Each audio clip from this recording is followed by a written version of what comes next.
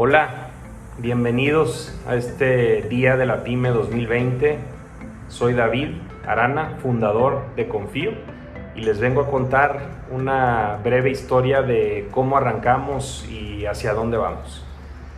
Pues mira, primero que nada, nosotros arrancamos nuestras operaciones en el 2014, pero me voy a regresar algunos añitos, ¿no? Para contarles la motivación de cómo arrancamos y cómo fueron esos primeros años. Pero nos vamos a regresar al 2006, 2007, estaba trabajando en un banco en Nueva York, estábamos enfocados en crecer bastante, y llegó el 2008 y fue una crisis muy fuerte financiera.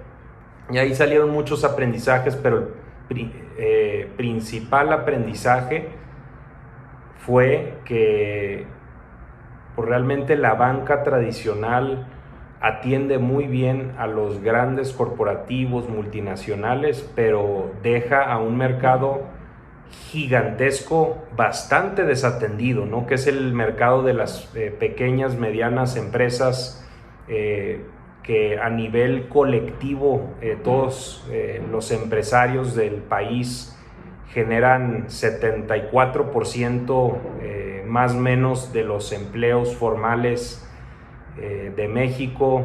En número de empresas es el 99% y realmente es el motor de la economía, y eso es muy similar en cualquier país. Al país que uno decida ver con esas cifras es muy parecido, inclusive países muy desarrollados. Así que se podría decir que los pequeños, medianos empresarios son los que hacen que el motor económico global camine. Y el mayor aprendizaje después de esa crisis fue que pues realmente no había ninguna empresa, y especialmente en México, en Latinoamérica, enfocada en atender ese mercado tan importante, ¿no? Porque el proceso para un corporativo es el mismo que le exigen o que le ponen a una pequeña o mediana empresa. Y eso no tiene ningún sentido. Así que ahí empezó a funcionar la maquinaria y salió de la idea de fundar Confío. Así que en el 2013 me vine a vivir acá, a la Ciudad de México. Nunca había vivido acá, yo soy del norte, soy mexicano, pero en Ciudad de México nunca había vivido. Así que también fue un cambio importante a nivel personal, pero llegué muy emocionado por algo que tenía identificado y sabía que había mucho por hacer ahí. Entonces llegué más o menos a mediados del 2013. Para enero del 2014 empezamos ya a operar, pero todo esos primeros meses, esos primeros años fueron muy duros, ¿no? Me acuerdo que los primeros meses, de hecho, nosotros, Francisco Padilla, cofundador de Confío, y yo no habíamos lanzado una empresa financiera. Yo había intentado hacer otras cosas en el pasado, siempre en la parte de tecnología, y tenía experiencia en servicios financieros, pero nunca algo de esta magnitud, y desde luego estábamos muy jóvenes, ¿no? Entonces lo primero que dijimos fue: hay que ser muy eficientes en cómo vamos validando poco a poco las cosas.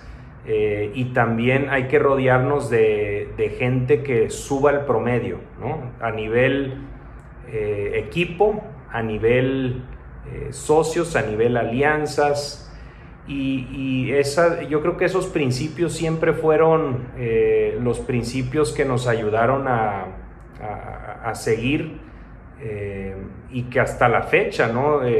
Respetamos mucho esos principios. Y la otra fue, dijimos, a ver, necesitamos una brújula que seguir muy sencilla, y esa brújula ha sido nuestra misión, que es impulsar pymes mexicanas, 3 palabras, y con eso arrancamos con mucha emoción una aventura súper interesante, ¿no? Pero hablando con Paco en esos primeros meses, me acuerdo que decíamos: ¿qué tenemos nosotros que no tiene nadie más. Y pues llegamos a la conclusión que realmente no mucho. O sea, teníamos más ganas de trabajar y mucha hambre porque esto funcionara, porque tomamos una decisión obviamente entendíamos mucho la oportunidad y tal, pero fue pues un brinco grande, ¿no? A nivel personal, a nivel profesional. Así que arrancamos con eso y conscientes de que nos faltaba mucho por hacer. Y esos primeros años realmente quisimos ser muy eficientes con el uso de recursos. No teníamos prácticamente nada de recursos, un tiempo limitado para vivir, y si no, había que buscar otra cosa. Así que no hicimos ninguna contratación hasta que lanzamos, y esos primeros meses pues, había mucho que hacer, ¿no? En la parte legal, en la parte de crédito, en la parte fiscal, en la parte de producto, en la parte de tecnología. Entonces a mí me tocó aprender también a programar. Me acuerdo que, tengo una formación de matemático, pero nunca estudié ni tomé ninguna clase formal de programación, pero en muy poco tiempo, gracias a Paco, ahí andaba, ¿no? Era uno de los programadores del equipo, éramos dos, pero nos tocó hacer de todo. Fueron largas jornadas, trabajamos de lunes a domingo durante los primeros, pues más del año, ¿no? Hay como año y medio, así anduvimos. Poco equilibrio, yo creo, a nivel personal, pero fue lo necesario dadas las circunstancias en las que nos encontrábamos.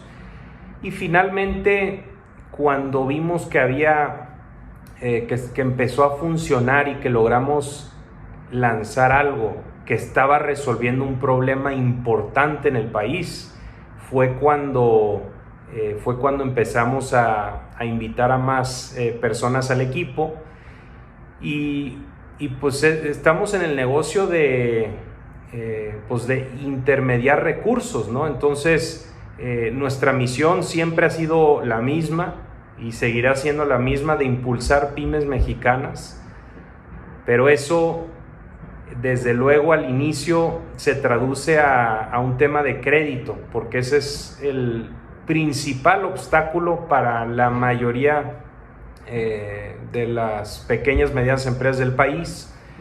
Entonces arrancamos con ese modelo y con ese primer producto, pero consume una cantidad de capital importante, ¿no? Así que también desde el inicio dijimos, pues vamos a tener que buscar recursos para que este modelo crezca, pueda escalar, y no teníamos experiencia levantando recursos. Entonces tuvimos una serie de pláticas, muchísimas, ¿no? Ya ni sé cuántas, pero prácticamente diario teníamos una plática por lo menos. Y me acuerdo que las primeras eran a nivel emocional duras, porque era escuchar todas las razones por las cuales no iba a funcionar nunca el modelo, y eso es duro cuando no estás acostumbrado a tanto rechazo con tanta frecuencia. Pero como estábamos tan convencidos de la oportunidad y de la necesidad, ¿no? Que eso es realmente lo que mueve cualquier negocio. Si uno logra resolverle un gran problema a un cliente, entonces todo lo demás se da. Y estamos convencidos de ese tema, pero al inicio fue muy duro emocionalmente, psicológicamente esa parte. Pero luego lo que aprendimos a hacer fue, bueno, vamos a tomar esas pláticas como retroalimentación, ¿no? Algo de provecho le tenemos que sacar a esas pláticas incómodas y duras. Y ese provecho va a ser un aprendizaje, que si lo logramos convertir en algo interesante, entonces valió la pena por lo menos esa plática, aunque no resultó en ningún cierre, ningún recurso. Y empezamos a operar así y cuando regresamos a hablar con los mismos, meses después, oye, unos 6 meses después, no, oye, ¿te acuerdas que nos habían comentado que están preocupados con este tema? Pues mira lo que hicimos, ¿no? O fíjate que hace 6 meses te comenté que en 6 meses íbamos a estar acá, pues fíjate que sí lo hicimos, o inclusive lo superamos un poquito. Así que esas pláticas fueron muy importantes porque también aprendimos a generar credibilidad. Creo que cuando arrancas, una de las cosas más difíciles es el tema de la credibilidad. O sea, cuando estás en un lugar muy grande, una marca reconocida a nivel global, es muy fácil que la gente te abra puertas, ¿no? Inclusive un proveedor. Y cuando arrancamos, me acuerdo que hasta los proveedores nos decían, bueno, pero o sea, ¿cuánto traen de volumen, no? Porque nosotros traemos un piso y era mucho, pues decir, bueno, ahorita no existe nada, pero en algún momento algo va a existir y va a ser muy bueno y esta es la misión. Entonces, han sido retos importantes, no nada más a nivel recursos, sino el cómo también cerrar una alianza con un proveedor, ¿no? Una alianza comercial, o inclusive las primeras contrataciones. Me acuerdo que pues, al inicio nuestras oficinas, la primera oficina era el departamento en el que vivía cuando recién llegamos a México, y después nos pasamos a un coworking de un amigo que nos dijo, pues mira, ahí hay un espacio libre, en lo que se renta ese espacio, pues si quieren pueden estar ahí. Y cuando se rentaba nos teníamos que mudar a otro, así que ese fue la primera etapa. Entonces también cuando llegaba alguien a una entrevista y veía esa dinámica, el cómo enamorar a ese candidato con la visión que traíamos de decir, mira, esto que ves ahorita es algo inicial, es temporal, pero va a haber mucho más a futuro. Eso también fue complicado, ¿no? Porque algunos candidatos llegaban y decían, hombre, yo me imaginaba un gran corporativo, una oficina grandota, así que fueron muchos aprendizajes en el camino, pero lo que uno aprende es a no rendirse, ¿no? Y a tomar cada interacción como una experiencia valiosa que luego en la próxima interacción uno lo puede utilizar para mejorar. Y también a nivel producto, ¿no? Cuando arrancamos, muchas cosas no funcionaban bien y las estábamos probando por primera vez, y nos tocaba pedir perdón todo el tiempo. Y algo que siempre hemos valorado mucho y pensado mucho es que uno tiene que tener la humildad de escuchar siempre, ¿no? Lo que no está funcionando. Entonces tenemos una práctica del producto que lanzamos, número 1, que nunca está en estado final, siempre hay una mejora que hacerle, y de escuchar mucho la retroalimentación de clientes, y lo pedimos abiertamente, ¿no? Siempre, oye, ¿qué no te gustó?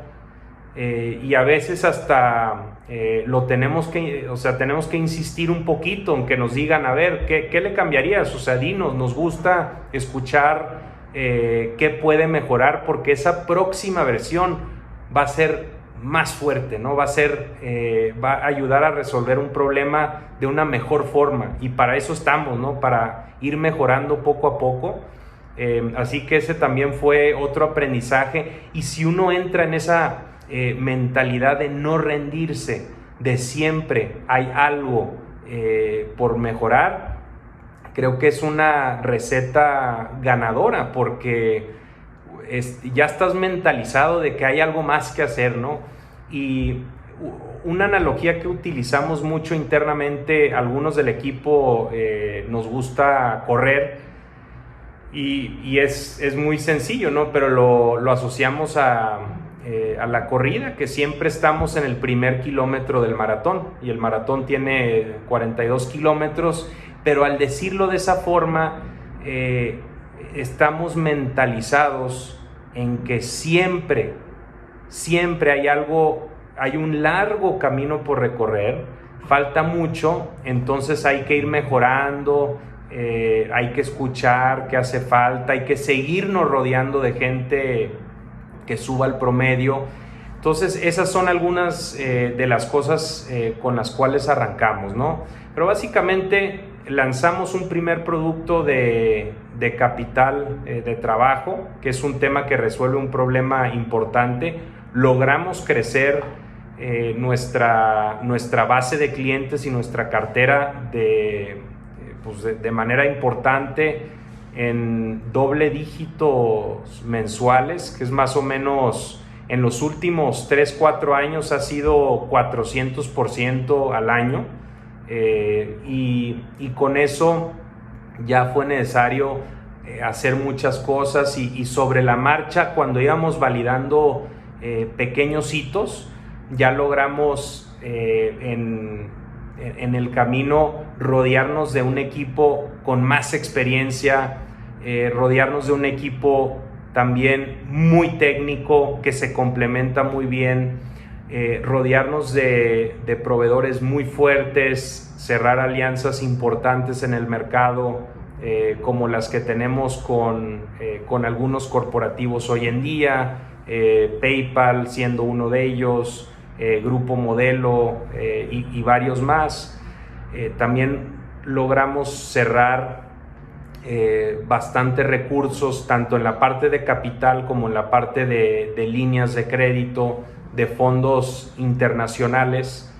Y más allá de los recursos, creo que lo que siempre hemos buscado es que la persona o el grupo del otro lado piense igual que nosotros, ¿no? Tenga los mismos valores, y eso es muy importante, y es difícil de cuantificar, pero para nosotros, conforme hemos vivido esta crisis, lo hemos confirmado, ¿no? Tenemos grandes socios que piensan y valoran lo mismo que nosotros, que es nuestra misión de impulsar pymes en México. Y eso es lo que ayuda también a construir un negocio muy exitoso, de largo plazo, y finalmente las cosas se tratan de gente, ¿no? Así que si uno coincide en el tema de valores, eso es lo más importante. Y algunos de los fondos y de los socios que tenemos, tanto en la parte de capital como en la parte de deuda, son fondos como QED, que ellos lanzaron una empresa de tarjetas de crédito hace más de 20 años en Estados Unidos. Hoy en día es un banco que se llama Capital One. Son exoperadores. También CASEC, que son los que arrancaron Mercado Libre hace muchos años. Ambos son exoperadores, se complementan muy bien y hemos aprendido muchísimo, ¿no? De ellos. Es gente que tiene más experiencia que nosotros, y también rodearse de gente así tiene mucho valor, ¿no? Entonces, más allá de los recursos, yo diría que algo que tratamos de hacer es cómo le hacemos para colectivamente tener un grupo que nos ayude a, número uno, levantar el promedio, y que su experiencia sea muy relevante para lo que estamos tratando de hacer y para nuestra misión, con valores complementarios. Otros socios en la parte de capital son IFC, ¿no? Que IFC es el brazo financiero del Banco Mundial. Acción, que ellos son una entidad que no lucra en Estados Unidos, y tienen mucha experiencia en la parte de microfinanzas, conocían bien la región, México. También Vostok, que ellos principalmente invierten en empresas de fintech en mercados emergentes, y es una empresa listada en la bolsa, y bueno, y algunos más. Y entre todos creo que hemos armado una mesa y un diálogo enriquecedor, ¿no? O sea, todo lo que tratamos de hacer, lo tratamos de hacer para que nos ayuden a pensar de otra forma, para que nos reten. y es parte de lo mismo, ¿no? De no rendirse siempre, de pensar en que, oye, estamos empezando, vamos en el primer kilómetro apenas. En la parte de deuda también tenemos varios bancos internacionales con los cuales trabajamos, fondos, etcétera, y con eso logramos un cierto crecimiento. Y después lo que hicimos fue, para nosotros, un tema muy importante es poder cuantificar algo, y también el tema del impacto, ¿no? Entonces, pues tratamos de cuantificar el impacto, ¿no? Y cuando lo hicimos una última vez, relativamente reciente, vimos que en un año más o menos el promedio de la cartera que tenemos logra crecer sus ventas por 28%, ¿no? Medido más o menos de 12 meses, ¿no? 6 meses antes del crédito y 6 meses después, de punta a punta. Y eso es algo excelente, nos da mucho orgullo, porque quiere decir que estamos aportando un pequeño granito de arena en algo, pero también es un tema que confirma que lo que intentamos hacer a través de nuestra misión se está logrando, ¿no? Con esta pequeña muestra de dato. Y todo sin ninguna sucursal, ¿no? Tenemos cobertura en 83% de los municipios del país, que más o menos son 2,457, la última vez que revisamos ese número, pero en 83% de esos municipios ya tenemos presencia, ¿no? Y sin ninguna sucursal, todo con tecnología, así que eso nos dio mucho gusto, pero también dijimos, a ver, ¿de qué forma nos puede retar eso? Y pensando en nunca rendirse, pensando en siempre tratar de lograr algo adicional. Y cuando dijimos, a ver, en el lapso de un año, si alguien crece doble dígito, es increíble, ¿no? Pero si alguien tiene 2, 3, 4 años consecutivos de un muy buen crecimiento, las necesidades también van a tomar una evolución natural. Entonces ahí fue donde empezamos a hablar con muchos clientes, ya lo habíamos cuantificado, y básicamente nuestros clientes nos compartieron otras necesidades, ¿no? Otros dolores que tienen en la parte de servicios financieros, y uno de ellos resultó en que lanzamos una tarjeta de crédito empresarial, lanzamos tickets o montos más altos, y conforme han ido pasando los años, el monto tope también hemos ido creciendo con nuestros clientes. Entonces tenemos una primera estrategia de salir con otros tipos de servicios financieros donde estamos resolviendo una necesidad muy puntual, y por otro lado hay una segunda área donde también hemos crecido, y hacia allá va nuestro futuro, que es en la parte de herramientas, ¿no? Herramientas de negocios, algo que es muy común y que nos comentan muchos clientes con los que platicamos es, oye, ¿sabes qué?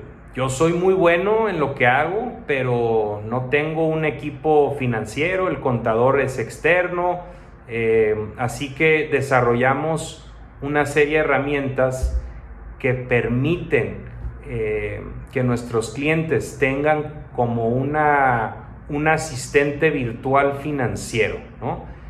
Y la herramienta se llama Compás, y le ayuda mucho a todos los operadores, ¿no? A todos los empresarios que son muy buenos operando, a tener una vista un poco más financiera en segundos, para decir, oye, aquí hay algunas oportunidades en las que vale la pena revisar, ¿no? Un ejemplo es entender cómo se ve el tema de la liquidez, cuáles son los proveedores más importantes, a quién hay que enfocarse en la parte de cobranza, asegurarse que los clientes que tiene esa empresa o proveedores que pasen por un filtro y asegurarse que se puede maximizar la probabilidad de cobrarles. Así que el propósito es tener un asistente financiero sin necesidad de tener un equipo grandote.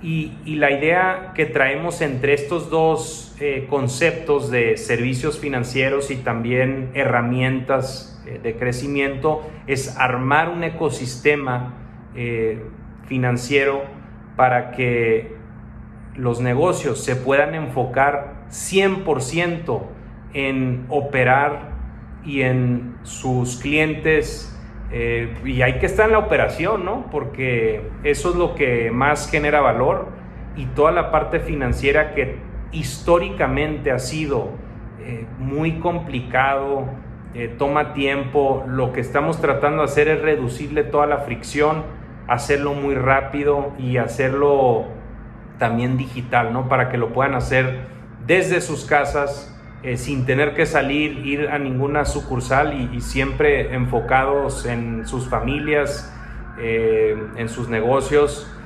Y bueno, yo creo que también vale la pena ahorita hablar un poquito y mencionar el tema de lo que estamos viviendo.